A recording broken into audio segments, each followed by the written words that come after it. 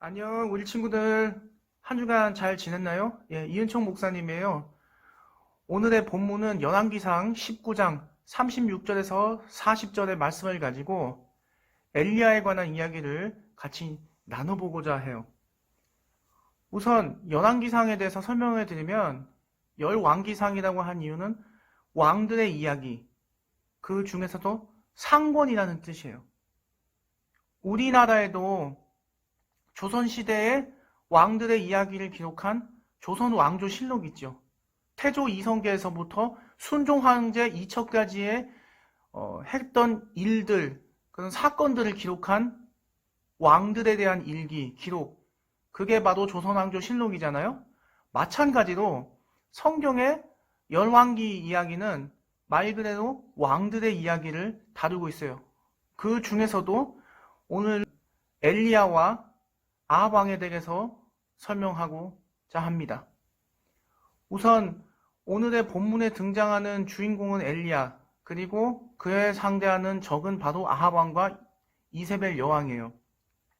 우선 엘리야에 대해 설명해 드리자면 엘리야는 성경의 모든 인물들 가운데서 죽음을 맞지 않고, 쉽게 말해서 죽지 않고 살아있는 상태로 직접 천국으로 올라간 두 사람 중에 한 명입니다. 첫 번째는 에녹이었고요. 두 번째가 바로 이 엘리야라는 선지자예요.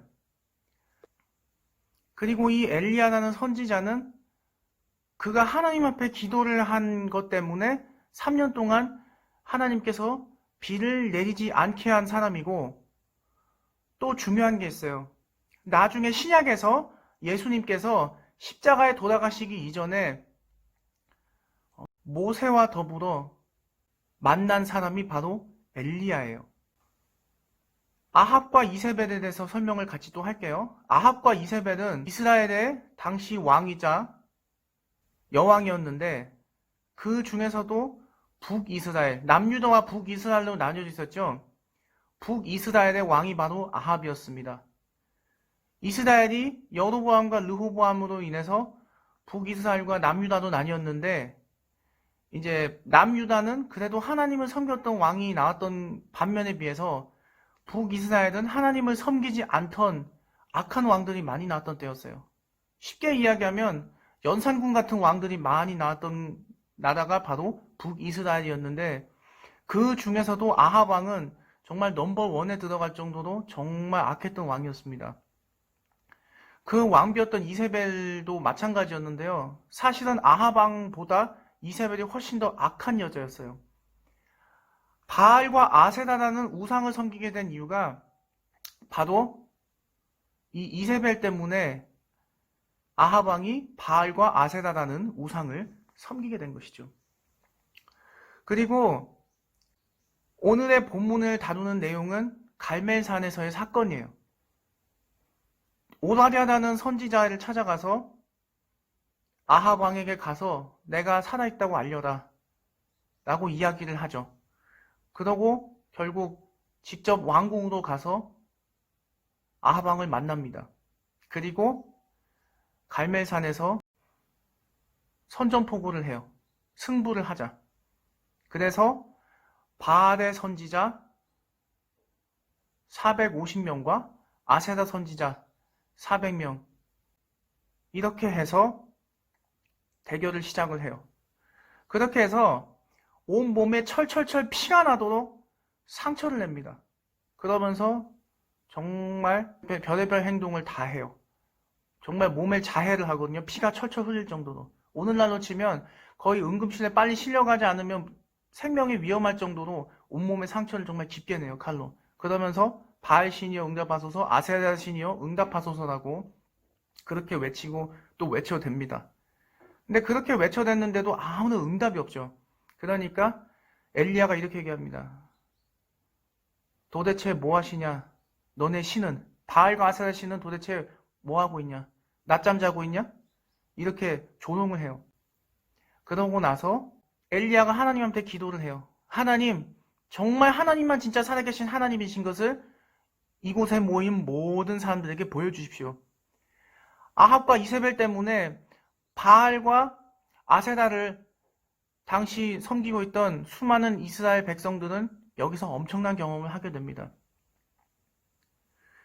엘리야가 제사를 지낼 제단을 쌓을 때 도랑을 파고 거기에다 물까지 채워넣었어요. 상식적으로 생각했을 때 도랑에 물이 차면 아무리 불을 붙여도 불이 붙질 않아요. 왜 그렇죠? 물이 불을 끄기 때문에. 그런데 물을 채웁니다. 그 이유가 있어요. 물을 채우는 것을 직접 보여준 이유는 실제로 불이 떨어지지 않는데도 몰래 사기 행각을 벌여서 몰래 불씨를 붙여놓고 시간이 되면 타오르게 해서 하나님께서 신께서 우리에게 불을 붙여주셨다라고 사기 행각을 벌인 적도 굉장히 많았어요. 그거를 방지하기 위함도 있었고요. 또 하나는 정말 하나님의 불이 물보다 더 강력해서 그 물을 다 살라버리는 모습을 보여달라고 간구하는 의미도 있었습니다. 결국 그렇게 해서 엘리야가 기도를 한 대로 하나님의 불이 내려와서 번제물과 도랑 모든 것을 다 태워요.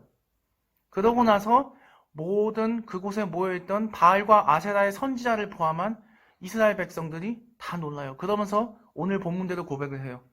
여호와 그는 하나님이시로다. 여호와 그는 하나님이시로다. 그러고 나서 엘리야가 명령을 합니다. 바알과 아세라 선지자 850명을 기손 시내가로 끌고 가라. 그리고 끌고 가서 엘리야가 다 죽입니다. 그래서 실제로 이 사건이 벌어졌던 이스라엘의 갈멜살 지역에는 이때 사건을 기념한 동상이 있습니다. 엘리야가 칼을 들고 수많은 바알과 아세라의 850명 선지자를 죽이고 나서 칼이 얼마나 많이 죽였는지 휘어진 그 동상이 있어요. 하나님께서 그의 능력을 엘리야를 통해서 나타내신 겁니다. 여러분, 코로나 때문에 지금 너무 많이 힘들죠? 목사님도 너무너무 힘듭니다. 부모님도 굉장히 힘드실 거고요. 친구들도 힘들 거예요. 그렇지만 언제가 될지 모르지만 하나님이 이 코로나를 반드시 물리쳐 주시고 다시금 우리에게 희망을 주실 겁니다. 오늘 엘리야가 이렇게 하나님의 능력을 통해서 바알과 아세라 선지자를 처단하고 능력을 보이게 하신 하나님이 엘리야의 기도 때문에 3년 동안 비가 내리지 않게 하셨고 오늘의 이 사건을 통해서 다시금 이스라엘에게 비를 내리게 하셨어요. 오늘도 살아계신 그 하나님, 엘리야와 함께 하셔서 놀라운 역사를 하신 하나님, 그 하나님은 엘리야 시대뿐만 아니라 오늘 이 시대를 살아가는 저와 우리 중고등부 친구들 여러분에게도 그대로 살아계세요. 코로나 때문에 우울한가요? 뭘 해도 한 것 같지 않고 먹어도 먹은 것 같지 않은가요? 철저하게 하나님만 의지한 엘리야를 본받으세요. 그리고 그 엘리야의 하나님을 의지하세요. 하나님께서는 영원히 살아계시며 다스리십니다.